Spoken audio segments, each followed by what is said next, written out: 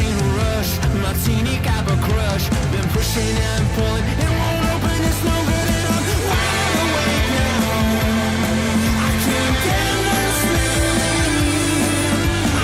The Blades Ramble are proudly supported by our main channel sponsor, My Business Group, a group of brands designed to support owners, leaders and managers in business. If you're looking to grow your business, contact mybusinessgroup.co.uk today for more information, or follow the link in the description below. And as this is hot off the presser, we're proudly sponsored by High Point Access Limited, your number one stop shop for all your working at heights and roofing needs. If you mention the Ramble when you're asking for a quote, you'll receive 10% off any works. Find their details in all the links below. Thank you to High Point Access Limited for your continued support of the Blades Ramble. Blades fans, subscribe to Blades Ramble. Up the Blades.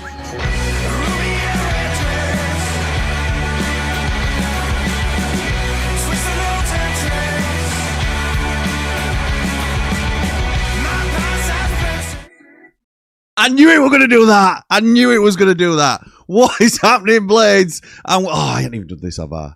Never change, Blades Ramble. Never change. I pressed go on the thing, and no, it happened.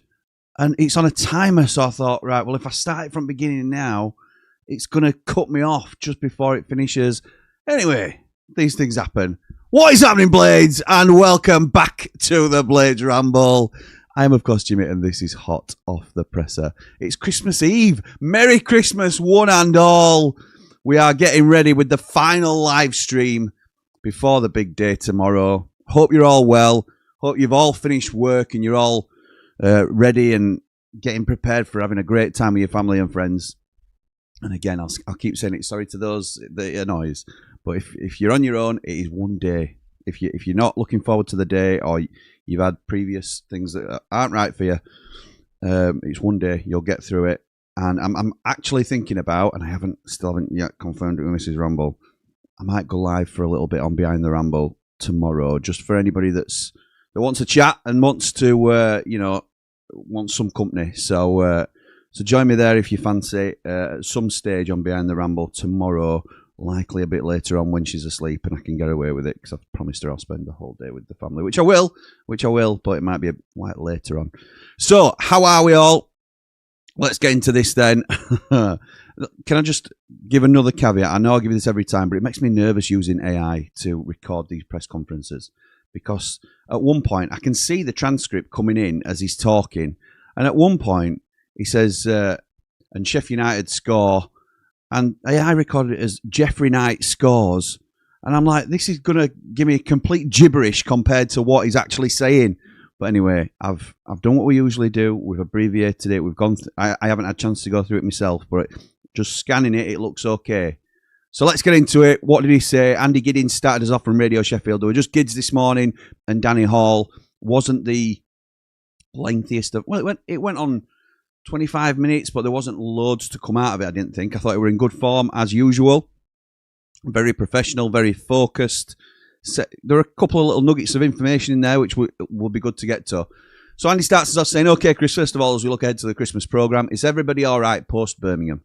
And what about any of the injured lads that might be coming back? He says, everybody's come through the game, so that's good news. In terms of the injured players, I don't think anybody will play over the next 3 games. So that's what Ben Mee, Sidney Peck, can't remember off the top of my head anybody else that might be injured, but it's probably going to be the back end of that run. But it's the festive period, 3-day breaks, 3 or 4 games right up to the FA Cup tie. We understand the profession we're in and the sacrifices you have to make. They're very small sacrifices in terms of what we're trying to achieve.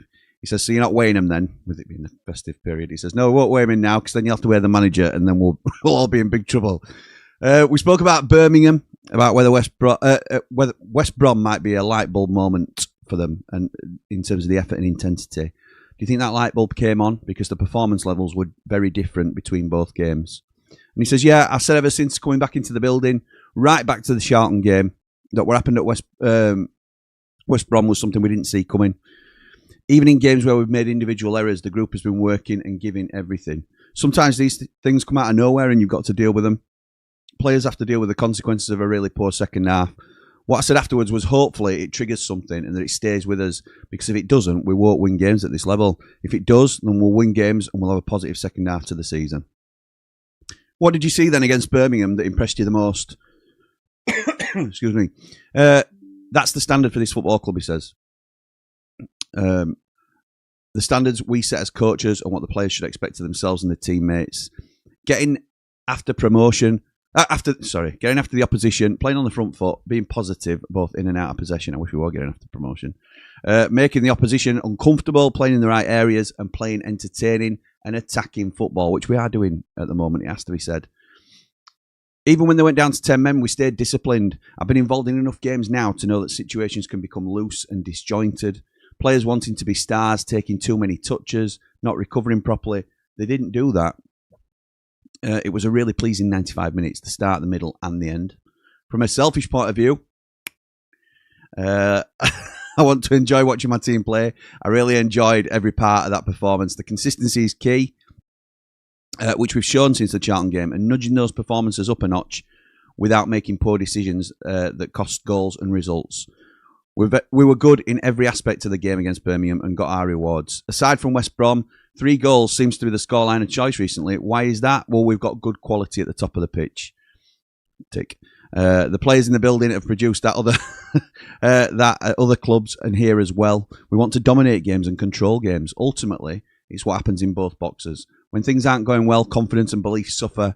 You take an extra touch, you can hesitate, you don't execute.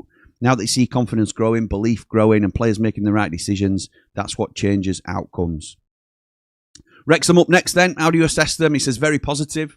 I watched them on the opening day against Southampton, not by choice. I was working for Sky. I wish I wasn't. Obviously, he'd been sacked at Sheffield United. And they caused Southampton all sorts of problems. Phil Parkinson and Steve Parkin would have been disappointed not to win that game. Their journey's well documented, not half. They've settled into life in the Championship comfortably, despite having a target on their backs the whole way through and being out of the division for a long, long time. Boxing Day away against a competitive team with quality is a tough game for anyone. We'll go there looking good, confident from performances and results, but they've beaten the league leaders. They'll fancy their chances. Andy then says, shifting gears a little bit then, is there any movement on the Patrick Bamford contract situation? He says, no, that's not with me and it's not with Pat. I'm concentrating on the team and Pat's concentrating on being a really good footballer, which he is. Conversations are ongoing between his agent and the club, but nothing's changed in terms of our desire to keep him. He's been outstanding around the place and gives us that number 9 profile we haven't had. Are you confident now? He says, Andy says, I know we've spoken to you a lot about transfers in the build-up to the window, but because of the positive noises that have been coming out of the club from yourself and others, are you confident you can have some of your targets in early this time rather than waiting towards the end of the window? He says, ideally, we'd like 3 or 4 players in by the 4th of January, but we understand that won't happen. If we can get a couple done early, we'd be happy. But AFCON affects things, and our market will be taking players out of the Premier League, and that will come into our consideration. That's going to be our market, he said, which was interesting. So he sort of doubled down on it. I'm not sure whether it gets it in the summary, but he basically said that we're after 4 players. The 4 players. He said the 3 or 4 players to begin with, and then he said the 4 players that we need. So we've got 4 players that we want to bring in. Most of them, or certainly a few of them, are from Premier League clubs. The club I immediately think of is Sunderland when I think AFCON, because they've got so many African players that will be leaving them. So what that might mean when he talks about AFCON, Premier League players with African players who are playing in the AFCON will have a few players leave them for a couple of weeks in January. So they will need to hold on to their peripheral players just for squad depth. It might not be till the end of the window that they become available. So this is the sort of dance that you do in January. He says the owners have been really positive with our recommendations. Steve's working really hard. Hopefully January sees players move out, players come in, competition increase and gaps filled. That's part of the manager's job, preparing day to day, but always with an eye on January. Danny Hall then came in and says, is it harder to move players out than get them in now? He says, yeah, always. When I said... Yes, always. I said when I came in that the squad was bloated. He did, and then he went on and brought in 2 further players, which I agree with, by the way, because he's up the quality levels, but it just shows his lack of confidence in the current squad at that time. It's not good for the club or the players. Some understand their short-term future may be elsewhere. They may get a sniff of it, he said, that their short-term future may be elsewhere. We've already dealt with a couple. He mentioned Ben Godfrey goes back to Atalanta with our best wishes. Louis Barry, great kid, but he also returns to Aston Villa after he got injured. He's got a good future, he says, but it just didn't work out. And loans don't always work. That happens. Reducing numbers is important, especially early in January. Other clubs will be looking too, and some of our players will be on other teams' radars as well. Just on loans, says Danny, it's not always straightforward, is it? And that's where it summarised the question, but he made a really good point. He used the example of Tyler Bindon. Obviously, Louis Barry was a situation that's interesting, but Tyler Bindon, it's not always a straight line because he's been out of the team, not really fancied, and then when he's got his chance, he's really taken it. And Danny's point rightly was, Forest could look at that as... he was basically saying for Bindon, that's a learning experience, and that's good for him to know. And I agree with it. Because, and this is my perspective, from a Forest point of view, I'm thinking at the moment, well, they'll see that we haven't really treated him that great, and he's been sort of third, if not fourth choice at times, probably fourth choice a lot of the time. And he's only now starting to get into the side. So if Forest wanted to poo houses, they could recall him and send him out elsewhere, which they might do. They've got that opportunity to do it. But also looking at it from a different perspective, which Danny has opened, eyes to a little bit, which I haven't looked at it from this perspective. It is part of his growing as a footballer to suffer that disappointment and that challenge of getting back into the reckoning and taking your opportunity when it's there. Is he a better player now for being left out of the season early doors? Possibly.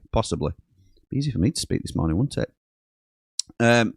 It's while there's to that question, so it's basically being said, just on loans, it's not always straightforward, is it? No guarantees. You want players to go out and play, but they have to earn it, just like Tyler has here. He deserved his opportunity and he's taken it. If performances stay like they played on Saturday, it's going to be hard for others to get back in the side. But the player decides that through their attitude and the performance. Boxing Day will be a different challenge for Tyler. He's got the shirt at the minute. Danielle says, against Kiefer Moore, was Kiefer Moore underappreciated here? Not by me. He played his point in a 92-point season, and supporters have snapped your hand off for that now. He gave us something different. I've never nailed myself to playing one way. You have to win football matches however you can. Kiefer was good for me, and he's been excellent for Wrexham. You can't just tie him to one. His last action for the football club is what he said, basically, when he passed the ball to Sunderland. Bless me. In the playoff final. Danny then says there's lots of connections with Wrexham. Does that add anything extra to the fixture? He says, no, not really. It's always competitive. I know Phil and Steve really well. Great football people. Wrexham's success gets talked about off the pitch. Not half. But you still have to win games, especially with a target on your back. They've handled that pressure extremely well. Those FA Cup games were brilliant. That's what football should be about. Both clubs were fully committed. He talked about he was watching him from afar because a lot of that core was his team. Essentially, the team that he'd built, and then he just recently left, and Hecky took over, and yeah, he said he thoroughly enjoyed watching it. 35 years since the Forest game, so this is the Nottingham Forest game in the Premier League where Sheffield United finally turned it around. We'd not won a game up until that point in the Premier League 35 years ago, until Nottingham Forest came to town. What are your memories, and what are your memories of that game, Chris? And what does it show about the momentum that can then springboard and sort of change your season completely? Because a lot of people had Sheffield United dead and buried, a little bit like Wolves are at the moment. He says, well, from my memory, personally, I remember chasing Roy Keane and Stuart Pearce around the pitch mostly and getting nowhere near him. But also the togetherness, the belief, the supporters. If a team gives everything, supporters understand that. The second half of that season was incredible. 6 or 7 wins on the spin. Shows what momentum can do. Harry was, by a long way, the best Sheffield United manager of my lifetime. Because he can't say he's the best. No, but he's always shown great respect to Harry Bassett, and a lot of people will agree with him. Finally, do you have a Christmas message to the supporters? He says, yeah, just to have a great Christmas. It's been a tough 6 months. The journey's never a straight line with this club. Hopefully we can do the business on Boxing Day and make it an exciting 2026. The players are showing signs of that being a Sheffield United team now, and hopefully we give supporters something to really look forward to going into January and beyond. Ooh, Chrissy Wilder, you'll do for me, pal. You will do for me. Right, let's get into your comments before we wrap up for Christmas. Oh, it's exciting, isn't it? Pete starts us off saying, does Pete start us off? Was he the first one I saw? No, Mr. V. Mr. Sorry, Peak. Just before you do. Mr. Vancouver, for some reason, your comments not come up on the stream builder stream, but I can see it here on YouTube. It says, Mr. Vancouver says, number one channel on the WWW on the wins. And Merry Christmas to everyone who supports Sheffield United in the Blades Ramble. Come on, you red and white wizards. Crush Disney FC. 3-0 again, ole, ole. 3-0 again, ole, ole. 3-0 again. 3-0 again. 3-0 again, ole, ole. Mr. V, thank you for everything you've done this year so far. I mean, it's not the year end. I keep getting confused because they're so close together. But have yourself a merry little Christmas. I hope you have a great time, pal. And you enjoy it with your friends and loved ones. Yes, I'll take 1-0. Thank you very much. I think it might be 2-0. That's my gut feeling. We will be here on our Boxing Day to, in fact, I'm going to keep that up just so that people know. It'll be myself, and I think Bald and Brilliantly, but we'll have to wait and see. I'm not tying him down to any. He has said he'll do it, but it's Christmas, isn't it? So if hope comes up, then that's fair enough. Pete says, bit early for some, but a very Merry Christmas to you and your families. I hope everyone has a cracking start to 2026. May God bless you all with good health, peace, and happiness. Wow, that's lovely, that. Who will be the three wise men bringing our 3 goal gifts? We can't just assume, Steph, we can't. The players have set their own standards and are delivering. What a transformation for not being able to buy a goal to score in for fun. Do you remember under Ruben Sayers? And he did say a little bit something about Ruben Sayers. Like when players were having to get used to change and stuff like that. And he said, they've had to get used to a completely different type of manager. And I'll say nothing else apart from that. But yeah, under Ruben Sayers, I remember there were a 4-game run where we had 3 shots on target across the 4 games. That's just a stat that stands out to me. 3 shots on target in 4 games. Absolutely beggars belief how we... Oh, my goodness me. Thank you, Steph. Thank you, mate. Batman Lou says, morning, mate. You seem more relaxed at this presser. Pleased to hear that we're likely to be busy in January. Paying for mistakes of the summer, no doubt, but at least we've circled back to Wilder.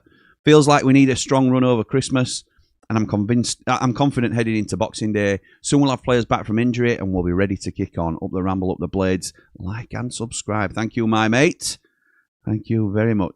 Mark Meldrew says, morning, pal. Chris bang at it this morning, and I love it. Focused and determined to do well over the festive period. Fancy us for a 2-0 win and hopefully the start of a decent period in the lead-up. Yeah, let's hope so, pal. Let's hope so. Blades Edit says, need the players not hungover after Christmas dinner and be focused. Usually, pal, they will be training on Christmas Day when they've got a game Boxing Day. I don't know if they still do that, but traditionally that was the case. If you're playing on Boxing Day, which most sides are, then you train on Christmas Day. It's one of the few, sacrifices that one of the few. Do you know what I mean? But there are a lot of positives to being a pro footballer. Obviously, a lot of us when we were younger would have dreamed of playing for our team. But one of the sacrifices is working Christmas Day, and don't get me wrong. It's a couple of hours probably, and they'll still get to see their families and stuff, which is great. But I think it'll be full focus. Tim says, morning, Jimmy. I'm really looking forward to 2026. You on that playoff train yet? Merry Christmas all. Up the blades, up the ramble. Don't put me on the spot like that, Tim. Do not put me. But yeah, mate, I am. You know me. It's easy to convince me one way or other, to be honest. Brand says, morning, Jim. Got a good feeling ahead of this one. At least with McLean band, our players' welfare is safe. Correct. Disgraceful player. The sooner he retires, the better. 2-0 Blades, he says. Merry Christmas to you and your family, Jim. And to you, Brant. You and yours. Jack says, morning, Jimmy, hoping for a 3-0. 3-0 again, ole, ole. But I think it'll be 2-1 Blades. Just want to say Merry Christmas to you and the family. Thank you for everything you do. You've built a great community. Thank you, Jack. I really appreciate that. Merry Christmas to you and yours. That helps people in more ways than one. Thank you. I appreciate that. Tom Not From says, all aboard the Promotion Express. Oh, that is very confident, Tom. Merry Christmas, Blades. Well said, mate. Chef Steele says, it's weird how there's so much secrecy in regards to Peck's injury. Makes you wonder if we received a big bid for him. It doesn't me, Chef Steele. I think I absolutely understand the cynicism. Completely understand the cynicism.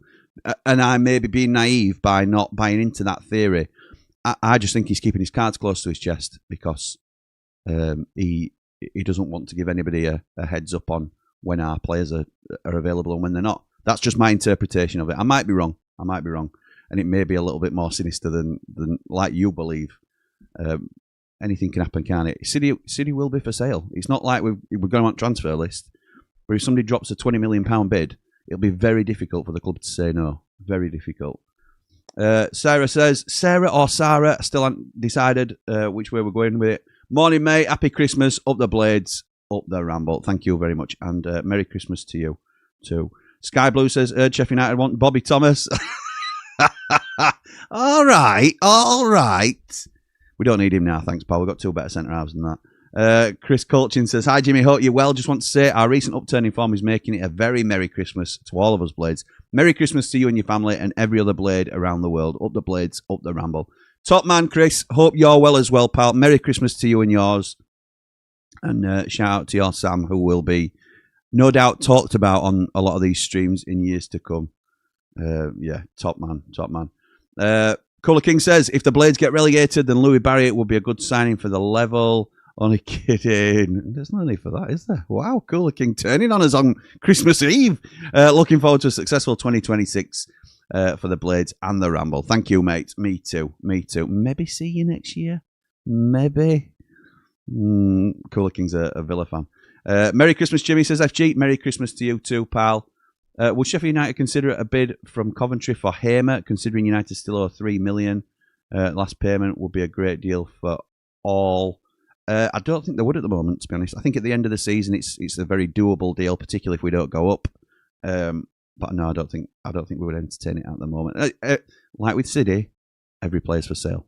So if you put the money up, which I'm not sure you would, then yeah. But I think that's from a Coventry point of view. Is that more romanticising rather than what you need? Do you really need to spend £15 million on or more on Gosema?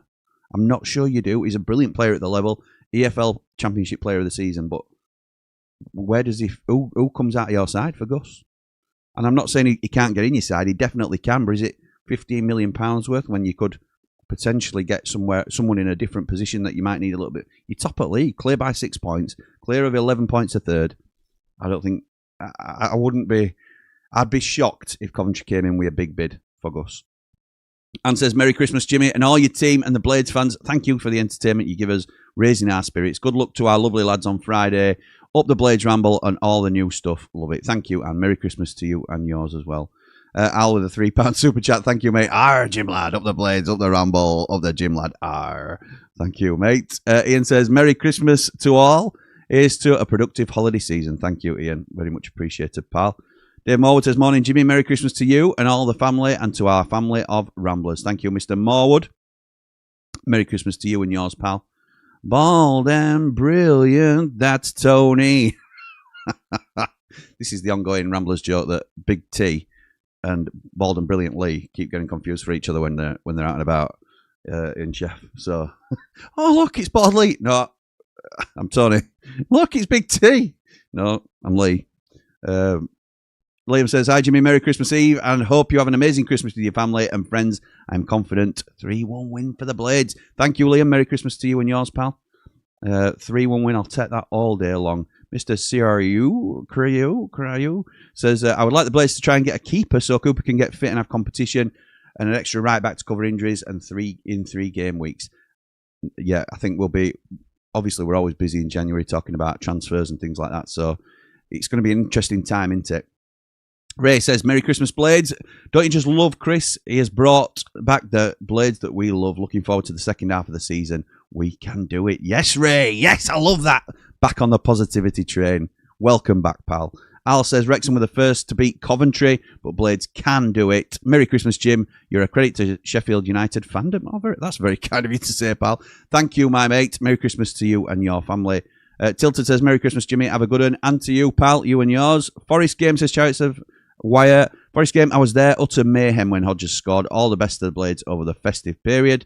Thank you, mate. And Romeo Dunn says, Merry Christmas. Let's get a win tomorrow. We have turned a corner. I hope you're right, pal. We can never say for sure, can we, with Sheffield United? But let's hope that is the case and we have turned a corner. Look, that is the last comment. This is the last stream before Christmas.